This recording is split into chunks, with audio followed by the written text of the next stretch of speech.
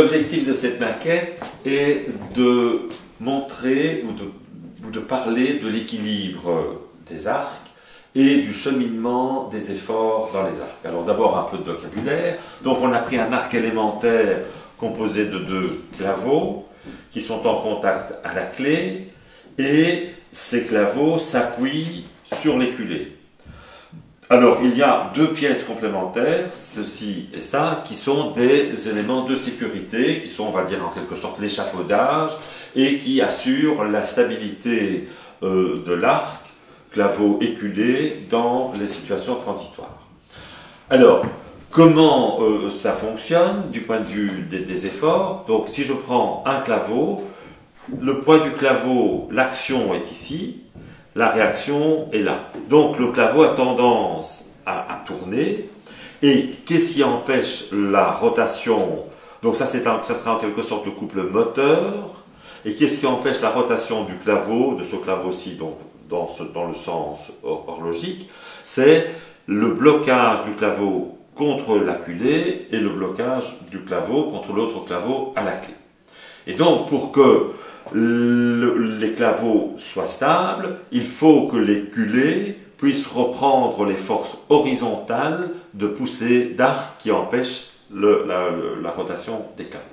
Alors si je regarde une culée, la stabilité des culées, c'est à nouveau également une notion d'équilibre de couple. Donc la culée va tourner autour de ce point-ci.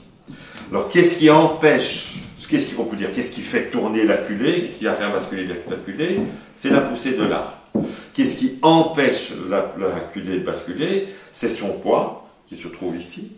C'est le poids de ce qui correspond ici, on va dire, au pinacle. Et c'est le poids du claveau. Donc cette force-là, action verticale du claveau sur la culée, cette force-ci, parce que là on va pouvoir charger avec des charges correspondantes au pinacle, donc faire basculer la culée vers la gauche, le poids de la culée, tout ça fait basculer la culée vers la gauche, et la force horizontale de l'arc fait basculer la culée vers la droite. Alors si maintenant on retire progressivement les étançons, on va voir que l'arc ne va pas tenir la route puisque les culées sont particulièrement légères. Donc l'arc est occupé, voilà, et on voit que le contact entre les claveaux et la culée, ou entre claveau et claveau à la clé, bouge. Au début, le contact était, on va dire, sur toute la surface, et maintenant, le contact se fait progressivement vers le bas, et on voit qu'on ne parvient pas à obtenir, je peux dévisser, je ne parviens pas à obtenir la stabilité. Tu peux dévisser peut-être un peu, le vental. Tu vois qu'on ne parvient... Je ne bouge pas symétriquement. Non, à cause des petits frottements, mais on ne parvient pas à obtenir la stabilité de l'arc. Alors, la difficulté avec cet arc ici, parce que notre objectif, c'est de bien comprendre le cheminement des efforts et de pouvoir faire certaines validations par calcul. Ici, on voit où sont les contacts, mais lorsque l'arc est en position, donc l'arc n'est pas en position stable puisqu'il profite toujours de sa culée. Lorsque l'arc est en position de contact, les claveaux sont en contact sur toute la hauteur, on ne sait pas par où passe l'effort.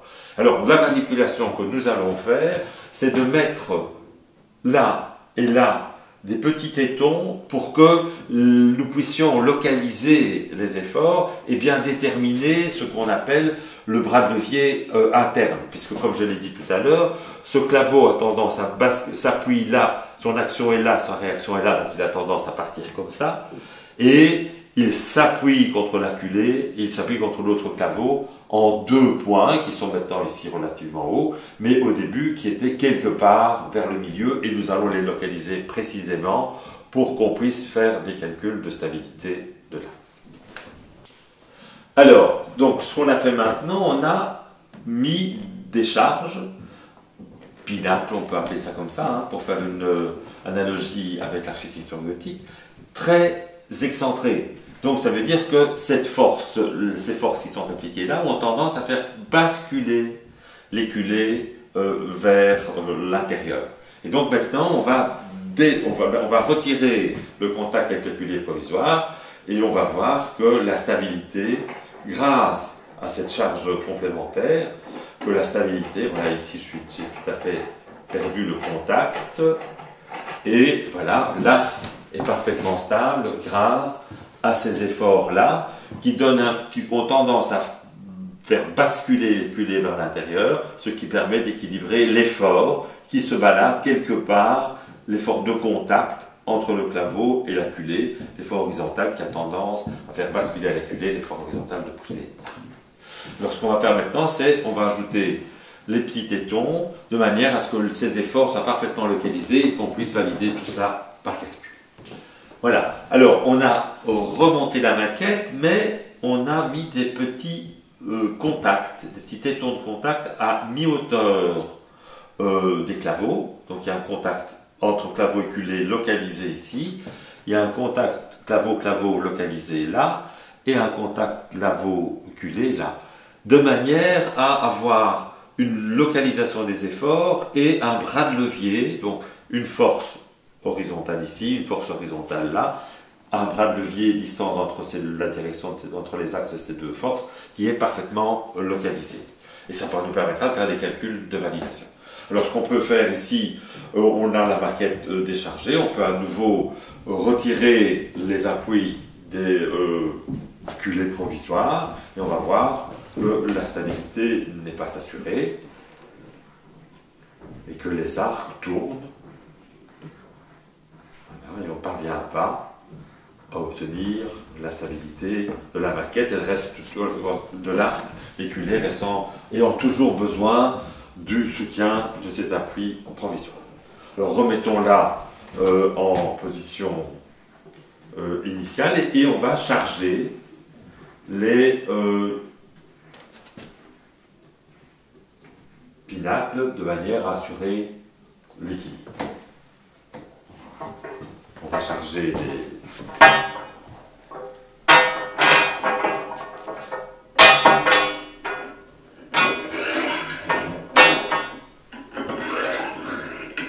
Donc alors, on met la charge le plus loin possible pour avoir un bras de levier le plus important possible et pour pouvoir minimiser cette charge.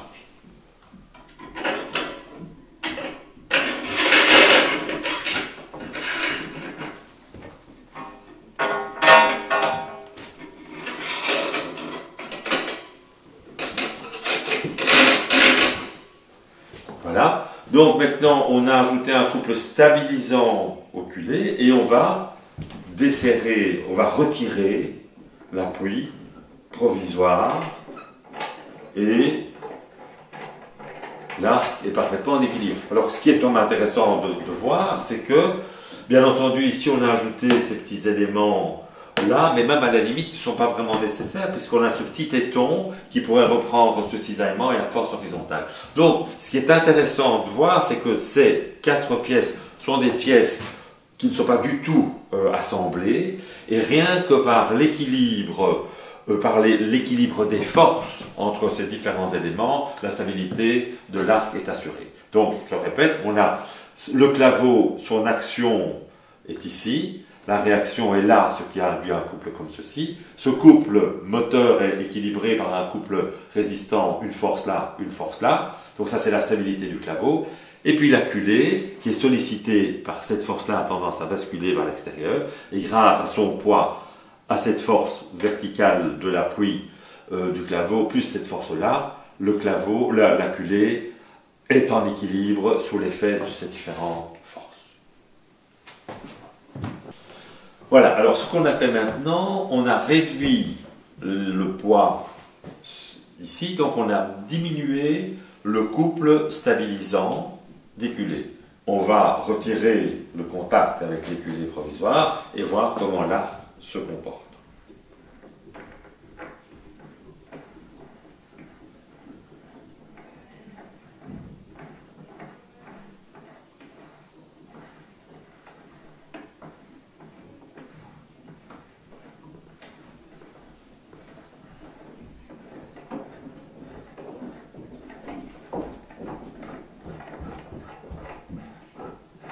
En contact. Voilà. Et donc, ce qu'on constate, c'est que on a retrouvé une nouvelle position d'équilibre. Les culées les culées provisoires ne sont plus du tout en contact, mais l'appui qui se faisait anciennement au milieu du claveau, tant à la clé que sur la culée, se fait maintenant en haut, au contact à la clé, et en bas, au contact entre le claveau et la culée. Ce qui augmente le bras de levier des forces internes, force en compression ici et force vers l'extérieur là.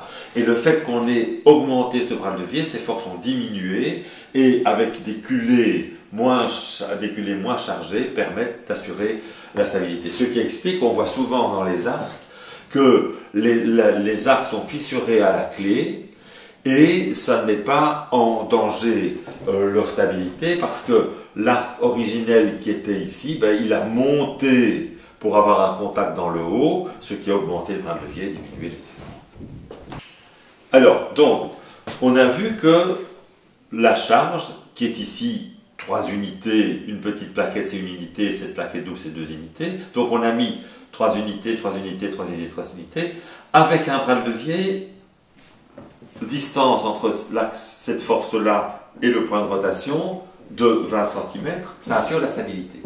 Alors, si j'avais mis la charge, non pas là, mais là, le bras de levier étant de moitié, j'aurais dû avoir une charge double. Donc, ce qu'on va essayer maintenant, c'est de mettre, non pas 3, mais 6 unités ici, à un bras de levier de moitié, donc de 10 cm, et voir si la stabilité est assurée.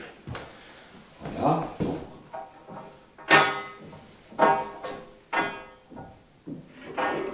Donc, cette première fait 3.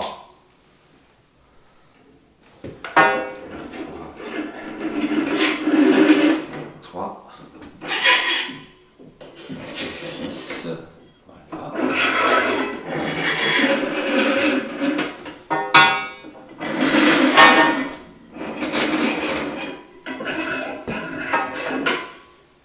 Attends, tu n'as que 5 unités. Hein.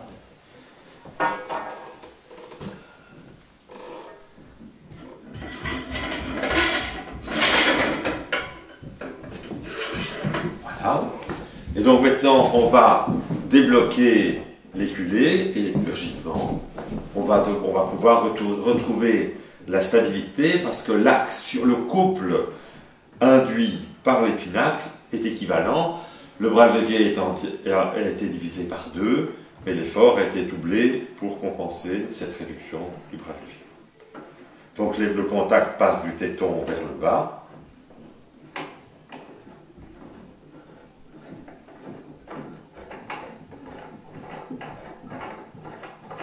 C'est plus le contact, c'est passé de ton côté, voilà. Et on a à nouveau la stabilité qui est assurée avec un couple identique, bras de levier divisé par 2, charge multipliée par 2.